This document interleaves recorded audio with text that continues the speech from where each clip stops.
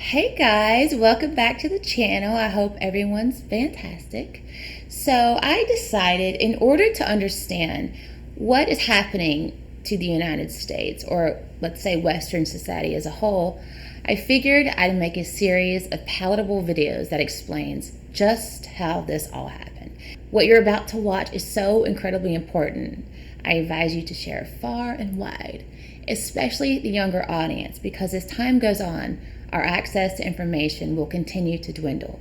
So please pay attention, take notes, and research everything I'm about to talk about in order to learn as much as you can, because this topic is so vast, it's going to be impossible for me to cover everything. So get ready to have your mind blown, because as much as I thought I knew about this, I had no idea. So sit back, take notes, and enjoy the video. What if I told you nearly everything you grew up enjoying and learning was manufactured indoctrination by some of the smartest, most powerful people on the planet? Your entire reality and existence is a massive experimental program conducted over decades that is slowly manipulating you to accept your impending slavery. Sounds like something out of a sci-fi movie. I know. Like sheep to a slaughter, we've all been duped. And here's why.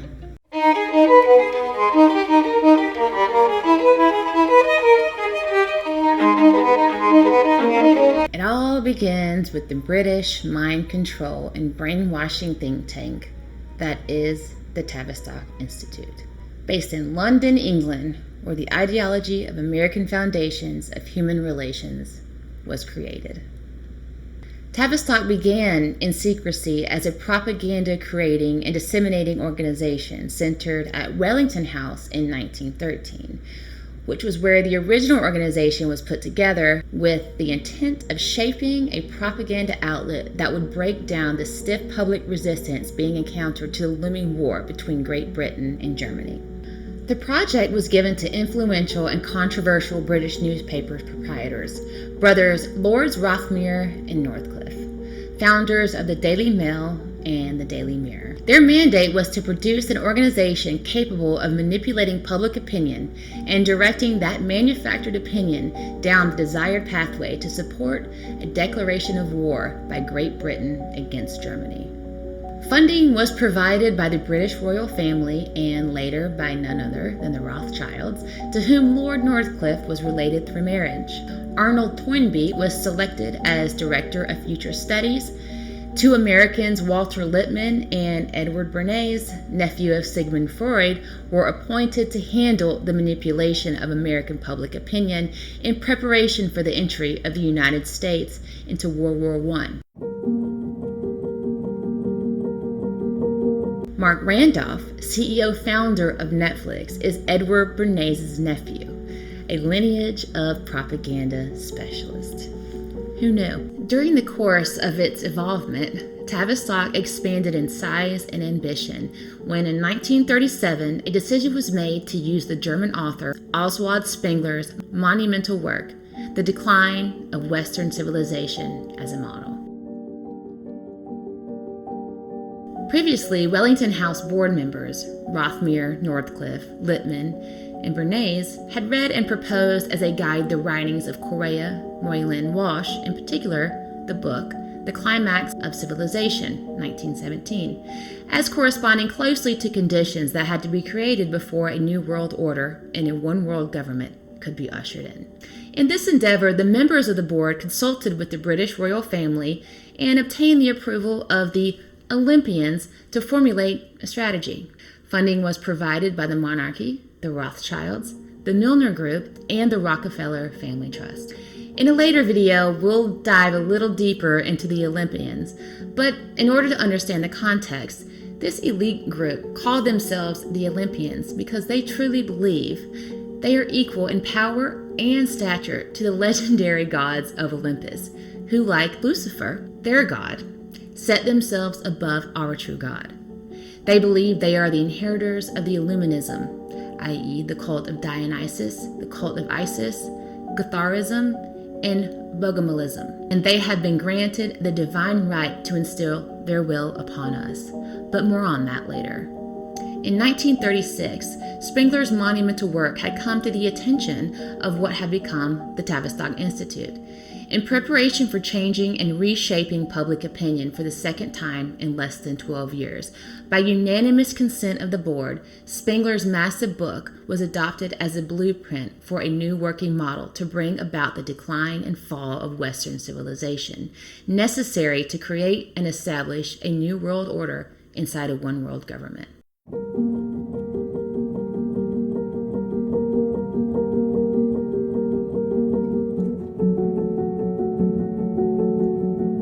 Spengler held it bound to happen that alien elements would be introduced into Western civilization in increasing numbers, and that the West would fail at that time to expel the aliens, thereby sealing its fate. A society whose inward beliefs and sound convictions would become at variance with its outward profession, and thus Western civilization would fall by the wayside in the manner of the ancient civilizations of Greece and Rome.